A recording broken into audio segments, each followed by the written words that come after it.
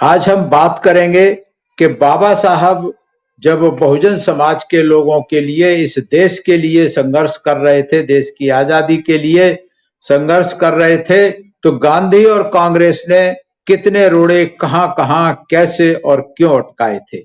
ये बहुत महत्वपूर्ण है देश के लोगों को जानना कि बाबा साहब दुनिया के सबसे पढ़े लिखे विद्वान महानतम व्यक्ति थे। ऐसे व्यक्ति को कांग्रेस ने देश की सत्ता में आने के बाद कभी भी बाबा साहब को काम नहीं करने दिया, और बाबा साहब का विरोध कांग्रेस ने 1916 से ही शुरू कर दिया था।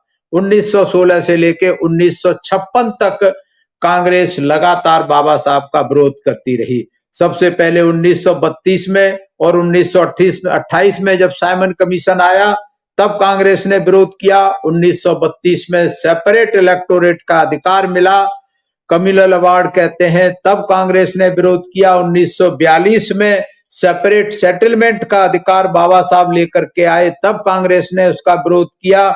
और 1946 में जब संविधान सभा बन रही थी तब कांग्रेस ने विरोध किया, पूरी कोशिश की उनको संविधान सभा में जाने से रोका जाए।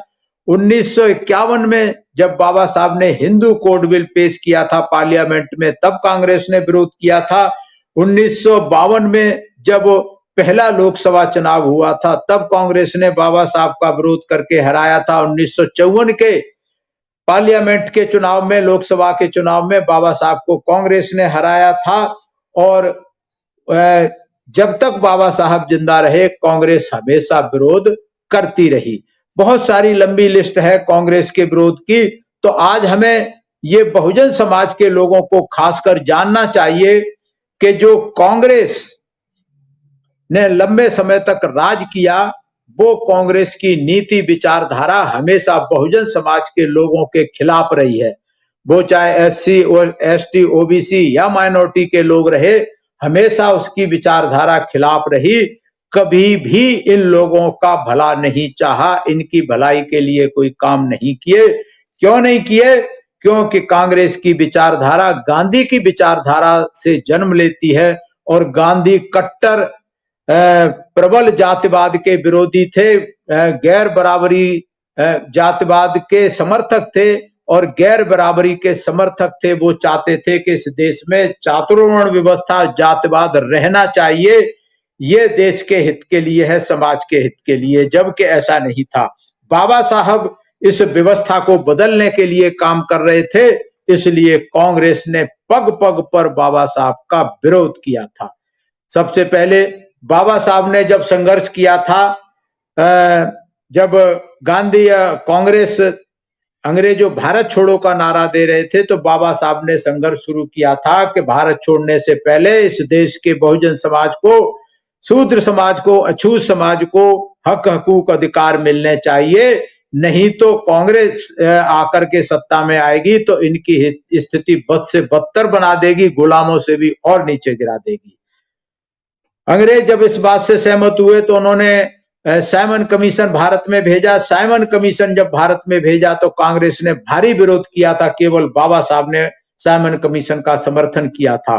और उसके बाद जब लंदन में गोलमेज सम्मेलन हुए तब गांधी एंड कांग्रेस ने विरोध किया था, क्योंकि ये गांधी नहीं चाहते थे कि डॉक्टर अंबेडकर अछूतों का प्रतिनिधि बन करके गोलमेज सम्मेलन में जाए। इसलिए गांधी ने पहले ही ये ऐलान किया था कि डॉक्टर अंबेडकर तो अछूत नहीं है, अछूतों का नेता तो मैं हूं। और इसलिए कांग्रेस ने ब्रिटिश सरकार ने साइमन कमीशन भेजा था जानने के लिए, तो भारी तादाद में कांग्रेस के लोगों ने साइमन कमीशन को गुमराह किया, और साइमन कमीशन इस नतीजे पे पहुंचा कि इस देश का अछूत समुदाय दो भागों में बट गया है, एक कांग्रेस को अपना नेता, एक गांधी को नेता मानता है, एक अंबेडकर को। इसके बाद गोलमेज सम्मेलन हुए 1930, 31, 32 में, फर्स्ट, सेकंड, थर्ड। वहां पर जाकर के भी गांधी ने हमेशा बाबा साहब का विरोध किया, कहीं भी बाबा साहब का समर्थन नहीं किया और हमेशा विरोध करते रहे। और गांधी ने प्रथम गोलमेज सम्मेलन में कहा था कि मिले अधिकारों को, गांधी ने जो प्रथम गोलमेज सम्मेलन में बाबा साहब के संघर्ष से अधिकार मिले थे वो गांधी ने मानने से इनकार कर दिया था और गांधी ने कहा था कि मैं पूरी दृढ़ता के साथ में अस्पृश्यों के लिए किसी भी विशेष प्रतिनिधित्व के प्रावधान का विरोध करता रहूंगा। ये द्वितीय गोलमेज सम्मेलन में गांधी ने कहा था 1931 में। उसके बाद गांधी को जो था अल्पसंख्यकों की मांगे मंजूर कर ली थी, अस्पृश्यों की मांगे साफ नामंजूर थी। कहा स्वतंत्र निर्वाचक मंडल और आरक्षित सीटें जगह अस्पृश्यता के कलंक को धोने का मार्ग नहीं। आगे कहा कि डॉक्टर अंबेडकर की अगर यही इच्छा है तो वो अस्पृश्य मुस्लिम या ईसाई धर्म स्वीकार कर ले, मुझे कोई चिंता नहीं होगी। तो गांधी को इससे कोई मतलब नहीं था और गांधी चाहता था कि इन देश के अछूतों को, शूद्रों को कोई अधिकार नहीं मिलना चाहिए। इसलिए गांधी ने जो स्वतंत्र निर्वाचक मंडल बनाए जाने का भी विरोध किया था, बल्कि वे चाहते थे कि प्रतिनिधित्व भी ना मिले। और इस तरीके से जब सेपरेट इलेक्टोरेट का अधिकार बाबा साहब के संघर्ष के कारण मिला, सेपरेट इलेक्टोरेट मतलब कम्युनल अवार्ड मतलब 2 वोट का अधिकार, तो आपको पता है, दुनिया को पता है, गांधी ने अपनी जान की बाजी लगा दी थी और कहा था कि मैं जीते जी शूद्रों को ये 2 वोट का अधिकार नहीं मिलने दूंगा।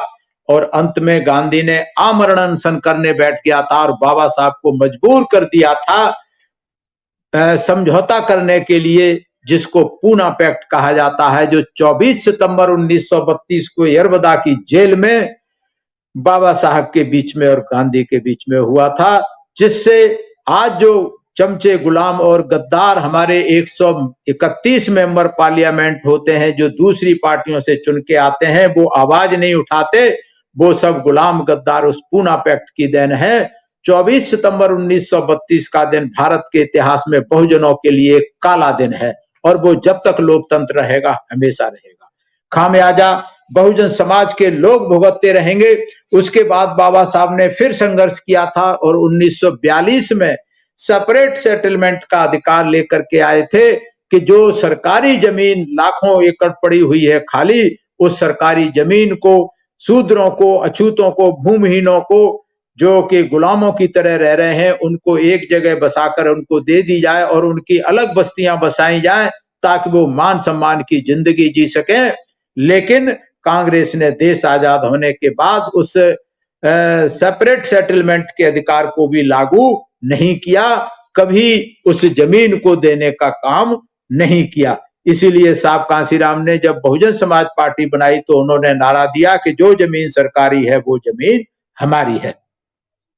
उसके बाद सबसे महत्वपूर्ण, सबसे ज्यादा कड़ा विरोध किया 1946 में जब संविधान सभा बनने की बात आई, तो गांधी और कांग्रेस ने एक प्रतिबंध लगा दिया था कि जो पार्लियामेंट का इलेक्टेड मेंबर होगा वही संविधान सभा का मेंबर बन सकता है, क्योंकि गांधी और कांग्रेस के लोग ये जानते थे कि डॉक्टर अंबेडकर को कहीं से जीतने नहीं देंगे।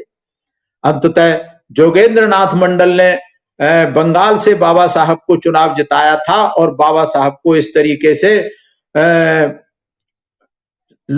संविधान सभा में जाने के लिए रास्ता साफ किया था। लेकिन फिर कांग्रेस ने बदनीयत के कारण जो समझौता हुआ था कि जिस हिस्से में 50% से ज्यादा हिंदू रहते हैं वो भारत में रहेगा, जो 50% से ज्यादा मुस्लिम है वो पाकिस्तान में जाएगा। लेकिन जहां से बाबा साहब चुनाव जीते थे, जैसूर और खुलना, उन दोनों जगह पर 60% से ज्यादा हिंदू रहते थे। उस समझौते का उल्लंघन करते हुए उसको पूर्वी पाकिस्तान में दे दिया था और बाबा साहब को पाकिस्तान असेंबली का संविधान सभा का मेंबर बना दिया था। बाबा साहब बहुत दुखी हुए। बाबा साहब ने अंग्रेजों से जब इसकी शिकायत की तो अंग्रेजों ने कड़ा प्रतिबंध गांधी और कांग्रेस को लगाया कि अगर आप डॉक्टर अंबेडकर को भारत के संविधान सभा में नहीं लेंगे तो हम आपको आराम से आजादी देने वाले नहीं है। तब जाकर के कांग्रेस ने मजबूरी में बंबई से इनका एडवोकेट के सीट खाली करा करके वहां से चुनाव लड़वा के बाबा साहब को पार्लियामेंट में भेजा था और तब जाकर के संविधान सभा में बाबा साहब को जगह मिली थी। और जब ये करने के बाद, बाबा साहब को वहां भेजने के बाद, सरदार पटेल ने कहा था कि मैंने संविधान सभा के सारे खिड़की दरवाजे बंद कर दिए हैं, देखते हैं डॉक्टर अंबेडकर कौन से रास्ते से संविधान सभा में आता है। तो ये नियत थी कांग्रेस की और नेहरू की, पटेल की। उसके बाद 1951 में जब बाबा साहब लॉ मिनिस्टर थे, विधि मंत्री, इनको बनाना पड़ा था अंग्रेजों को, तो 1951 में हिंदू कोड बिल पास किया था। उसमें सभी महिलाओं के लिए हक हकूक सुनिश्चित किए थे, लेकिन कांग्रेस, नेहरू एंड कंपनी ने उसका विरोध किया, उसको पास नहीं होने दिया था। जबकि नेहरू ने बाबा साहब को कहा था कि हम इसे पास कराएंगे, लेकिन कभी भी पास नहीं होने दिया। और इस तरीके से बाबा साहब जब दुखी हुए, और बाबा साहब ने आर्टिकल 340 रखा था, जिसमें ओबीसी के लोगों को हक हकूक और आरक्षण की व्यवस्था का प्रावधान करने के लिए उनके लिए आयोग बिठाने का प्रावधान किया था। बाबा साहब के बार बार कहने पर भी उन्होंने आर्टिकल 340 को लागू नहीं किया था। यहां तक कि विदेश नीति में बाबा साहब ने बहुत हस्तक्षेप करने की कोशिश की थी कि नेहरू ने जो विदेश नीति अपनाई थी वो ठीक नहीं थी, लेकिन नेहरू ने बाबा साहब की एक बात को नहीं माना, और इसलिए बाबा साहब ने इस्तीफा दे दिया था, पार्लियामेंट से इस्तीफा दे दिया था बाबा साहब ने।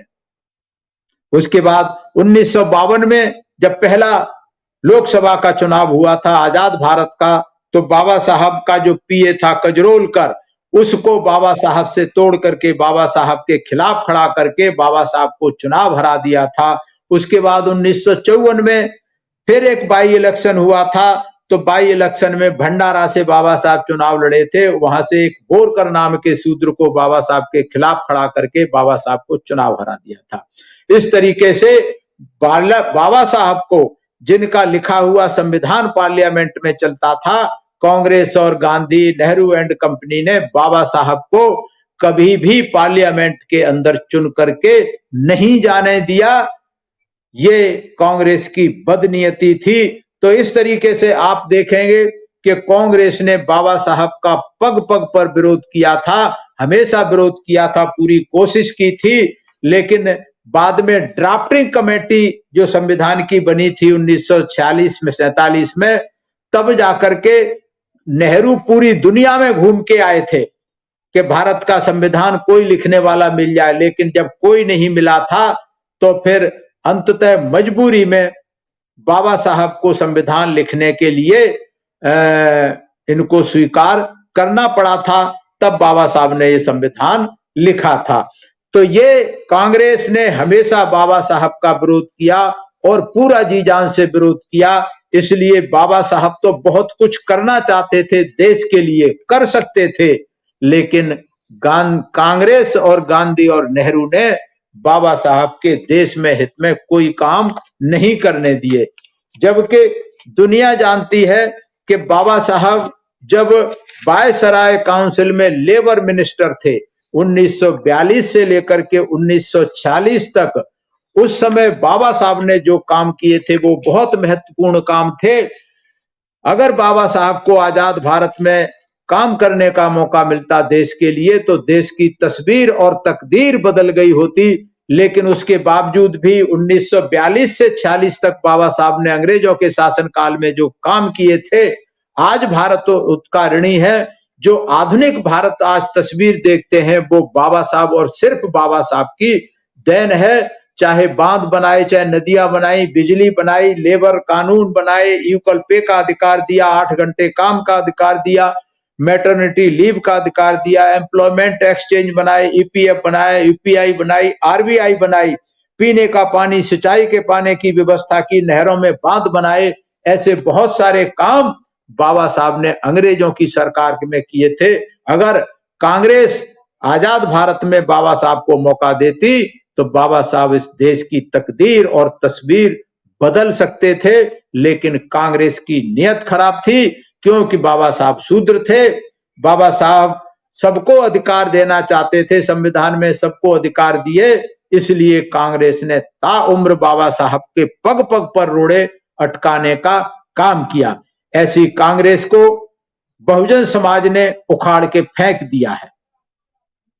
देश की राजनीति पर जिसका एक छत्र राज हुआ करता था, जब बहुजन समाज के लोगों को ये पता लगा, साहब कांशीराम और बहन कुमारी मायावती ने देश के कोने कोने में जाकर बताने का काम किया, तो बहुजन समाज के लोगों ने कांग्रेस को उखाड़ के फेंक दिया है और बीजेपी भी कांग्रेस की सौतेली बहन है, सौतेला भाई है।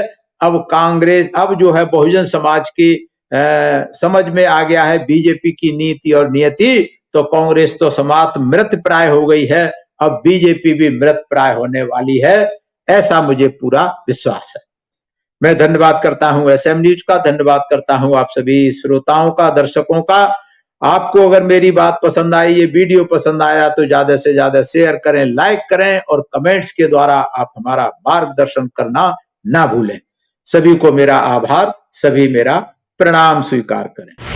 अगर आपने अभी तक हमारा चैनल सब्सक्राइब नहीं किया है तो सब्सक्राइब करें और घंटी का बटन बिल्कुल भी दबाना ना भूलें ताकि सभी लेटेस्ट खबरें पहुंच सकें आप पे सबसे पहले।